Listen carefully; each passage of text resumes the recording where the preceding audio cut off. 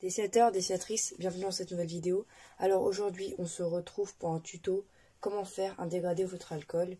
Je pense que c'est un peu la question que tout débutant se pose quand il commence à avoir des feutres alcool. C'est un peu la base de tout dessin en colo. Savoir faire des dégradés vous permettra de faire des dessins avec des rendus plus propres et d'acquérir une nouvelle technique. Donc voilà. Déjà, ce qu'il ne faut pas oublier, c'est que les dégradés, ça se fait sur des feuilles Bristol. Parce que si vous commencez à faire sur d'autres sortes de feuilles, c'est un peu compliqué parce que ça risque de passer au travers. Par exemple, si on prend une feuille simple. Voilà, donc j'ai été récupérer une feuille. Je vais vous faire un trait pour vous montrer.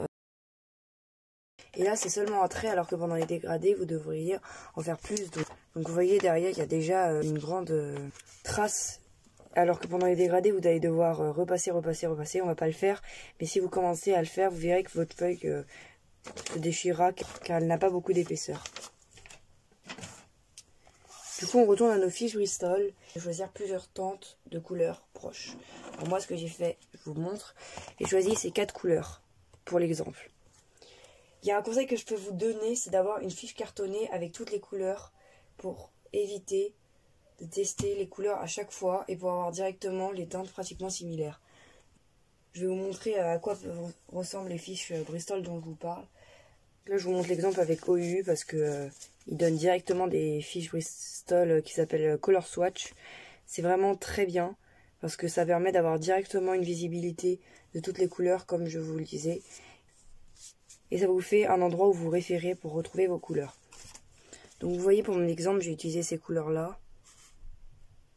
On voit bien qu'elles sont similaires. En tout cas, j'ai essayé de trouver les plus similaires possibles. Si vous n'avez pas ce genre de petit papier, parce que la marque que vous avez achetée n'en fournit pas, vous pouvez très bien en créer vous-même. Vous prenez juste une feuille épaisse. Vous écrivez en haut le feutre alcool, par exemple. Si vous avez plusieurs marques, vous écrivez la marque en haut. Je vous conseille de commencer à trier tous vos crayons. Et petit à petit, vous écrivez les numéros de tous les bleus, après tous les violets, etc. etc. C'est très simple à réaliser, mais ça prend pas mal de temps de chaque fois recommencer les couleurs, mais ça vous fera gagner beaucoup de temps sur vos dessins. Deuxième façon de trouver plusieurs teintes de couleurs proches, c'est de vous référer au numéro des feutres. Ceux-là, par exemple, ils sont tous les des V, là c'est le V30 et V20, donc on voit qu'en général c'est les mêmes sortes de teintes. Ça marche pas toujours, mais ça peut vous aider parfois. Donc maintenant qu'on a fini la préparation, on va pouvoir commencer le dégradé. D'abord, vous prenez votre teinte la plus claire. Dans mon cas, c'est le RV160. On commence à colorier une zone. Ensuite, on prend la deuxième teinte la plus claire. Cette fois, pour moi, ça sera le V020. Et on repasse par-dessus une partie qu'on avait déjà fait avant avec la première teinte. Donc, vous voyez, à ce moment-là, on a une délimitation qui apparaît. Donc, pour y remédier, vous reprenez la première teinte et vous essayez d'homogénéiser le milieu. Et ainsi de suite. Et donc, lorsque c'est bien réalisé avec les bonnes teintes dans le bon ordre, ça vous donnera ça. J'ai plusieurs conseils et remarques en plus à vous donner. Donc, on peut utiliser autant de couleurs qu'on veut en fonction de l'ampleur du dégradé. Sur un dessin, les dégradés servent à faire les ombres.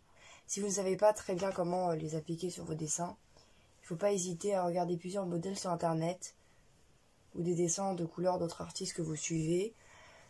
Mais surtout, le plus important, c'est de se tester soi-même pour comprendre comment les appliquer. Ensuite, vous pouvez essayer de faire des dégradés avec des couleurs pas forcément similaires. Mais dans ces cas-là, le rendu ne sera pas forcément parfait et on risque d'y retrouver la démarcation des deux couleurs. Donc vous voyez, là j'ai essayé, mais après là j'ai pris des couleurs vraiment totalement différentes. Et peut-être avec des couleurs plus proches comme du violet et du bleu, ça pourrait mieux marcher. Enfin, moi-même, malgré que je connaisse la technique, je fais pas toujours de très bons dégradés. Mais en tous les cas, il faut essayer encore et vous finirez par trouver vos propres méthodes, vos tactiques et avec quoi vous êtes le plus à l'aise pour faire vos dégradés. Voilà, merci d'avoir regardé cette vidéo. Si elle vous a plu, n'hésitez pas à aller en regarder d'autres sur ma chaîne. Et aussi à partager cette vidéo si elle vous a aidé pour pouvoir aider d'autres personnes. Parce que plus j'aide de personnes, plus c'est cool et on se retrouve bientôt. Salut!